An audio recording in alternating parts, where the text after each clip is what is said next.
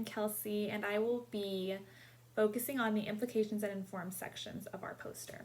So, for the two different quotes that I pulled from two different references that we had, the first one is stressful social relationships and experiences had effects on adverse mental health outcomes, and the importance of addressing those in adulthood and providing more positive social networks were explored. And this was by Schneider in 2020. So I chose this one just because it very clearly lays out that there's a lot of studies that do show the effects of traumas and adverse experiences in childhood that appear in adulthood. And I liked this one because it did state one way of helping those traumas, which would be to provide more positive social networks. And the second one I chose was future school teachers and other professionals have the opportunity to understand how to approach the different types of trauma that refugee and migrant children are experiencing compared to children born in the U.S. And this was by Betancourt in 2017. So I like this one because it immediately relates to the informed suggestions that I will get to next.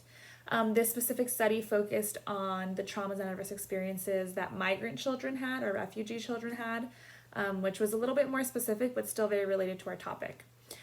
So the informed suggestions that I came up with first I have for teachers. So teachers can use trauma-informed practices to better communicate with children and be conscious of their traumas. So to me, trauma-informed care is the number one most important thing that I think every school should be practicing. And I have in here too that they should be training their staff in order to make sure that the staff is correctly interacting with all of the children and being very conscious of the things that those children have experienced. And so on to my second suggestion for teachers specifically would be to send take-home surveys at the beginning of the year, if possible, right before the beginning of the year, so maybe at an open house or something like that, just to kind of see what kind of traumas maybe families are open to talking about right away, or just get a feel for how that child's upbringing has been, any possible traumas that they might have gone through, just to go in already having some background knowledge and already knowing which words to use, how to approach certain situations with each child, I think would help tremendously for children who may have experienced traumas and maybe experience some sort of mental health issues due to those traumas.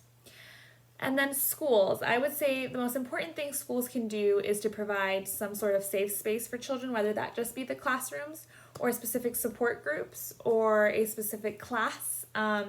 Just some sort of support that is there every single day, all day, every moment the child is there that they can access.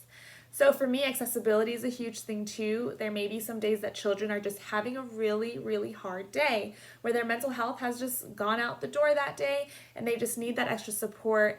I think preparing schools to be able to go to a child and say, hey, I think you need to, or not saying, hey, saying, would you like, asking, do you need to step away for a moment, and having somewhere for these children to go when they need to release some sort of emotion or they need to step away from their normal routine, and making that okay versus, making it difficult to even use the bathroom once a day.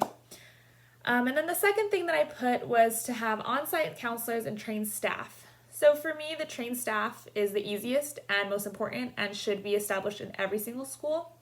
They should have regular training for their staff on trauma-informed care. But again, not every school can do an on-site counselor, especially not every day a week, but I think that would be great if possible. And for communities, I put that communities can normalize conversations of mental health and the recognition of all kinds of traumas, both big and small. So this one was the one that I specifically put for adults.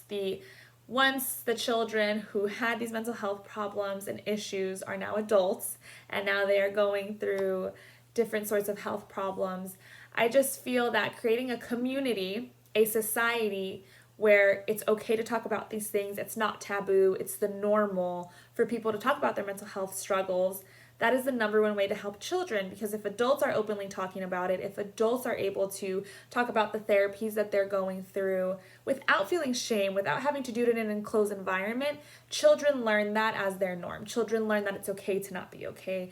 Children learn that when they have mental health diagnoses, that's totally okay and normal versus making it a secret, making it taboo. So for me, communities also play just as big as a role as school, teachers, counselors, psychologists, everything.